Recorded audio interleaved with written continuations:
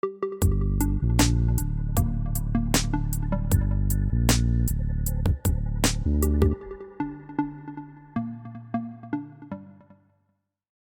and welcome to another episode of Tribecast with your host Harry. Today we have an interview with Jasmin Assulin, who is a diversity, equality and inclusion expert. We're going to be talking about the Finnish job market, different types of discrimination and entrepreneurship. I hope you guys enjoy.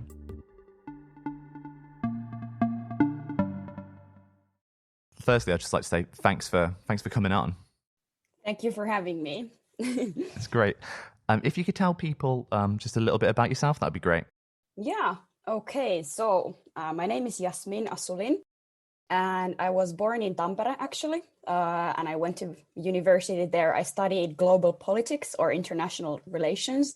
And I have a Swedish-speaking mom, like a minority, like a Swedish-speaking Finn minority. And then my dad is actually Moroccan. So I'm coming from like a mixed background with dual heritage and like a multicultural background. And I was born and raised in Tampere.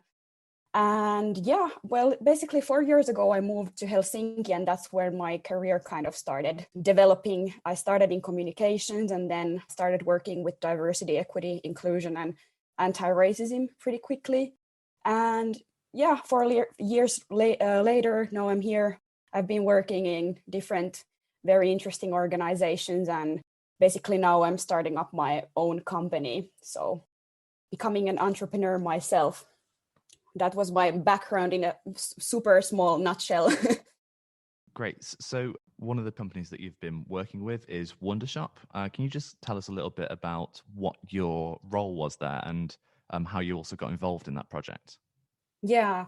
So to give you a little bit context, initially I started working with the We Foundation. In Finnish, it's called Me-säätiö. And I went there as a communication specialist. And We Foundation is a foundation that's purpose is to tackle social exclusion among kids and youth.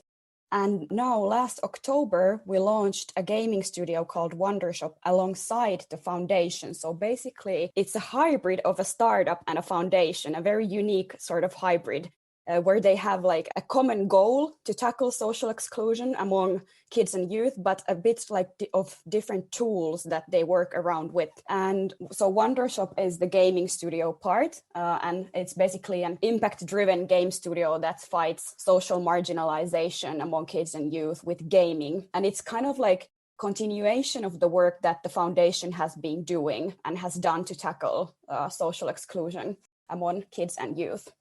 So it's an interesting combination of a startup and a foundation. And my role there initially was just communication. So I started there as a communications specialist. But we had an amazing leader there. Like, she's the current CEO of the company, called Anna-Stina Salminen. And she saw how passionate I am about DEI, diversity, equity, inclusion related topics. And I also had gained already a lot of experience working in that field. So she basically changed my role in the company to kind of a hybrid role. So I became a communications and inclusion specialist. And this meant that I was able to work with DEI related topics and internal development. And I was able to give workshops about the theme and spar it with the game team and with HR and with leadership. And like really try to develop these aspects inside the company, which was super valuable. And that hybrid role was super interesting because at the same time I was able to work on the communications and marketing side and also bring the inclusion knowledge there. And at the same time I was able to do some other internal development work. So working with that new hybrid role, as you say, what would you say was the best, most enjoyable part of that job? Well, I was able to truly influence the role and like the work I was doing. Like, it was super, I don't know how to say it in English, but you really have autonomy in your work, the work that you do, and you are giving the right kind of support and tools from the leadership in order to be able to do what you want to do and where you want to develop. And that was definitely the best part of my role because I got the right kind of support and encouragement to develop, succeed, and go forward. And that was enabled by super good and inclusive leadership. But maybe like this might sound a bit too abstract, but I really felt like that I was driving change internally and externally with communication as a tool, but also like being able to increase the understanding of DEI related topics and being able to have influence and impact internally and externally, what was, I think, the best part of my job. Great. So as an inclusion specialist, what would you say through that role and other research that you've done, what have you discovered about the workplace in Finland? Well, it's a super broad topic, but first of all, this is like more broadly the whole diversity, equity, inclusion field in Finland. First of all, there's still there's a lack of diversity in the Finnish working life. And there are many challenges in organizations. First of all, lack of understanding these issues is one very common problem. Often still when we talk about diversity, equity, and inclusion, we tend to focus on gender equality. And while gender equality, of course, is a super important part, but we need to start addressing the other aspects of diversity, like ethnicity, religion, accessibility, disabilities, age, sexuality, like these are just to name a few, but we need to talk about diversity in a more broad perspective and also take into account the diversity inside diversity, so the different intersecting identities and aspects that overlap and are intertwined in people's identities and backgrounds.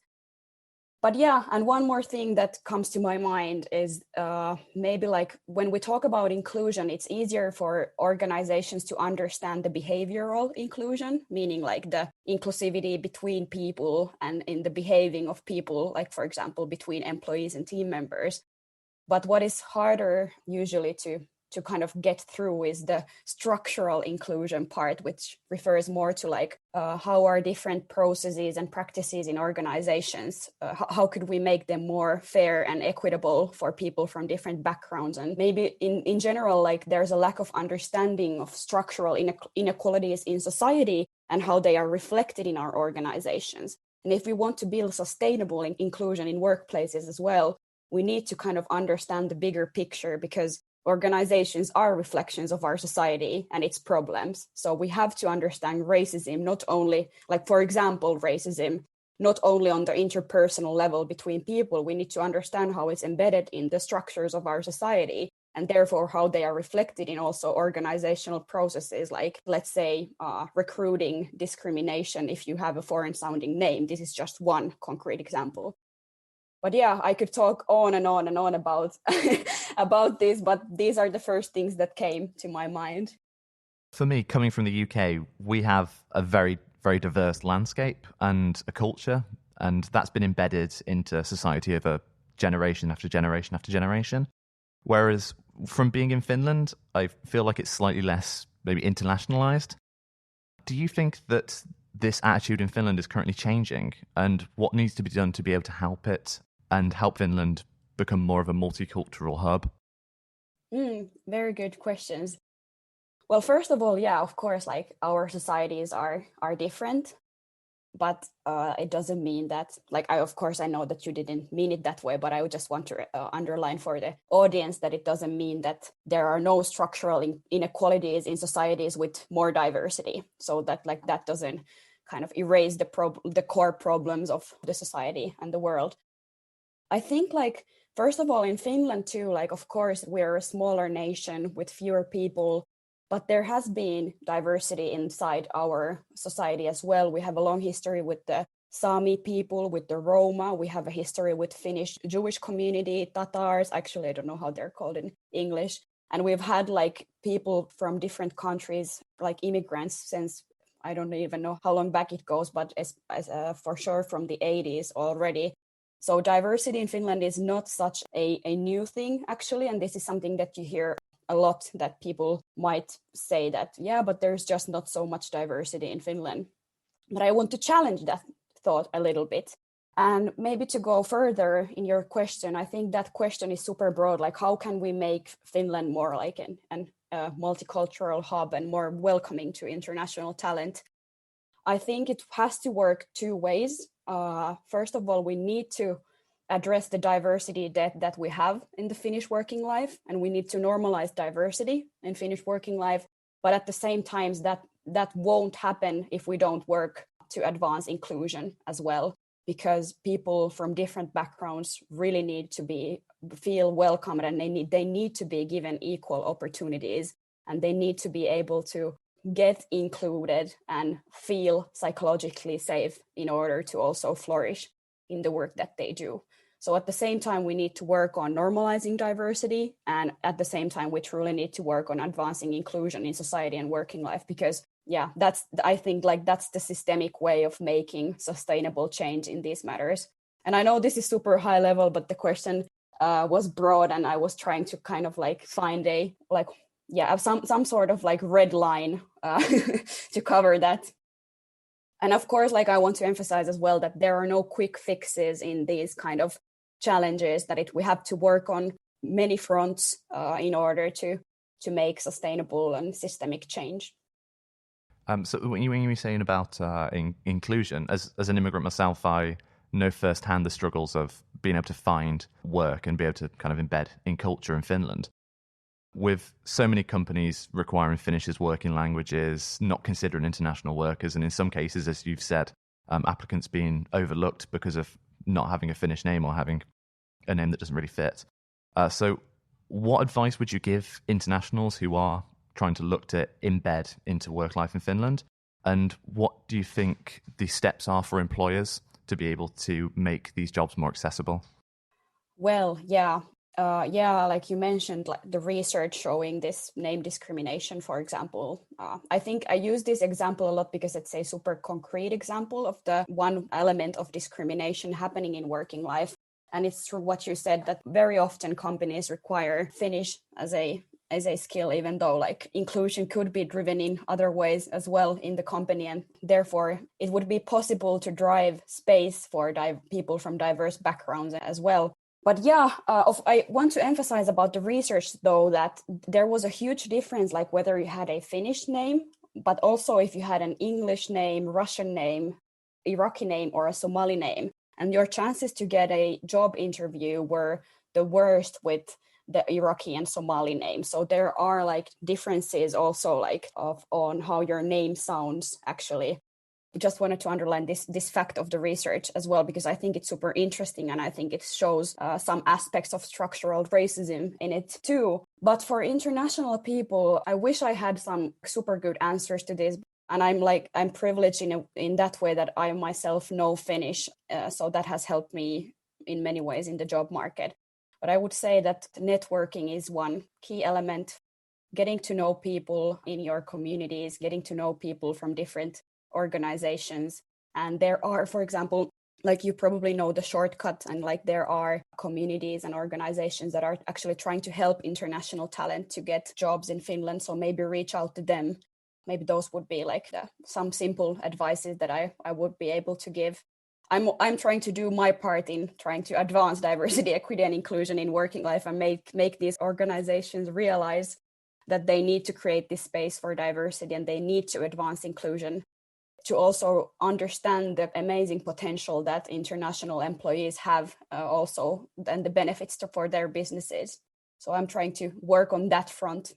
And what should employers make to make jobs more accessible? Wow, this is also a broad question, but maybe since we talked about name discrimination, one thing that I would say is that recruiters, it would be very important for people working in HR and recruiting to go through, for example, unconscious bias training, so that they would be able to recognize some of the biases. We all have biases, so it's okay to say that out loud, but maybe for them to get more tools to understand and recognize their biases and then navigate them in the work that they do. And I think that is one crucial point for making recruitment more inclusive. And that way, maybe that's one concrete step that companies can do to make jobs more accessible.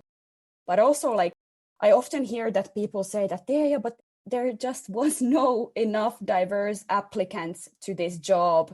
And I think that's also partly an excuse. If you want to recruit people from more diverse backgrounds, you need to make an effort as well. Because often when there's lack of representation in companies, and lack of representation, it's also not very welcoming initially to people from different backgrounds. For example, if I see an all-white organization, the first thing I'm thinking about, wow, I'm wondering all the minority stress I will face in that organization, or the possible microaggressions and minimizing and gaslighting. So yeah, I don't know if this made any sense, but this is just my flow of thinking right now. And you were saying that networking is something that's increasingly important. And I've personally found that since being part of this kind of Tampere ecosystem and network, that a lot more opportunities have kind of fell my way through knowing different people and kind of getting more involved. And that's a big part of entrepreneurship, is being in these communities and really networking and joining in and being an active part of a community. And that's obviously really important in entrepreneurship. But when you said you're transferring over to entrepreneurship yourself, starting a business, and one of the things that comes up when you are building a business is the amount of work that goes in and the amount of challenges that you're constantly facing and constantly trying to overcome to be able to build that business and kind of gain success from it. But so far, would you say in your career, what challenges have you faced and how have you managed to overcome them? Yeah, well, first of all, I didn't actually even ever dream of becoming an entrepreneur, because when I was growing up I'm a white passing woman of color, but I'm still a woman of color. So when I was growing up in Finland, there was no representation in that field for me. So that's why it wasn't something that I wasn't even able to dream of. And even though I have like this, I am very entrepreneurial, if you can so to say. But yeah, so first of all, when I entered working life in Finland, I was actually quite disappointed by the lack of diversity and lack of representation in Helsinki. And also, like, when I started my career, I often found myself in situations where I had to face microaggressions or gaslighting or minimizing me as a young professional who was a woman, but also a person of color.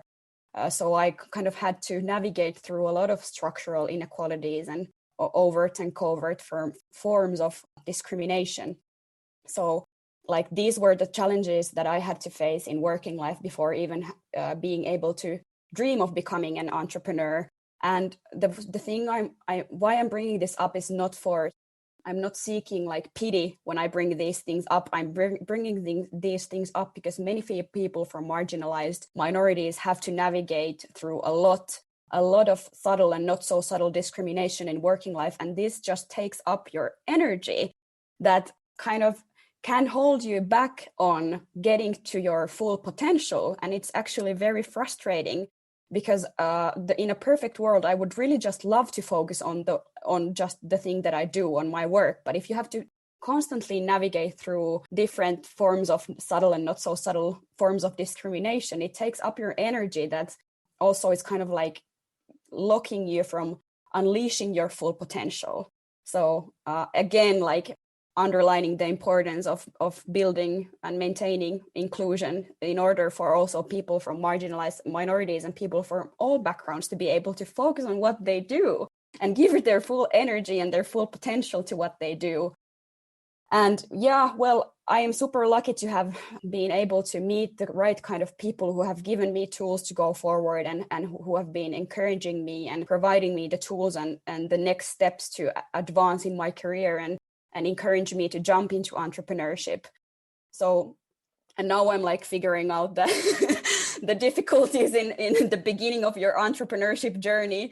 But I just wanted to underline these different aspects that sometimes even prevent people from different backgrounds from even pursuing to entrepreneurship. Yeah.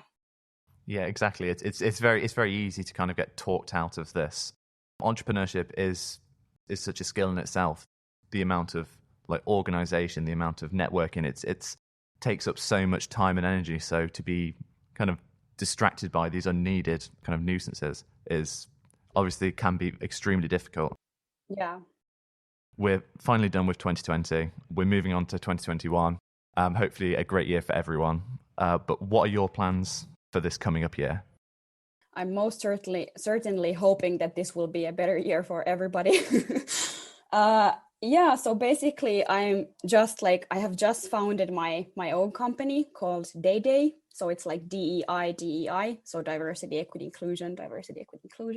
Uh, and I have founded it with my two amazing co-founders, Nassim Selmani and Ina Salminen. We all have a background in DEI, and we are just building our company. We're still stuck in some bureaucracy and stuff like that, but soon we will be able to launch our brand and website, and we are starting our first projects already regarding diversity, equity and inclusion. And of course, like we are concentrating on like developing our services and our marketing and communications and getting our first projects up and running, but also doing it with a very startup mentality. So not overthinking and just doing as well. But we have a strong like expertise background on DEI and communications matters, but we are still learning the entrepreneurship side of things, so to say, or like we are in the beginning of our journey in that. And hopefully by the end of the year, we will have many projects behind us, and hopefully we have been able to make some sort of an impact in these companies and organizations that we work with. Great. Yeah, that sounds all very exciting. I wish you the best with that. Thank you. So is there anything that you think that our listeners should check out or that you would like to promote? Well, of course, like I am an advocate for diversity, equity, and inclusion. And of course, that's like entrepreneurship is just a tool for me to advance these aspects. So of course, in the end, I want to promote diversity, equity, and inclusion. If you're interested in it, learn about it. You can always reach out for our organization as well for help, but there's plenty of good knowledge provided on the internet as well. And there are many interesting actors in Finland as well working on these subjects, and also like grassroots organizations working with anti-racism or disabilities or sexual minorities or anything. So if you're interested, reach out, find out, learn. Sometimes these topics might sound frightening to some people, but it's not about guilting or shaming anyone. It's about learning and evolving, developing, and becoming more accountable towards each other. So I would also encourage people to not to be afraid of diversity, equity, and inclusion topics, and engage and learn and evolve. So basically, that's it in a nutshell. And lastly, on your LinkedIn, you've got a few articles that are really, really interesting that cover this subject. So you could definitely check out your LinkedIn. We could put that in the link for this podcast. But lastly, I'd just like to thank you for coming on. It's been a really great conversation. Really, you've raised some really interesting points, and I really wish you all the best with your upcoming entrepreneurial adventure. Thank you so much for having me. This was super inspirational, and I loved this talk. And have a great weekend and rest of the year. Thanks, Yasmin. Thanks.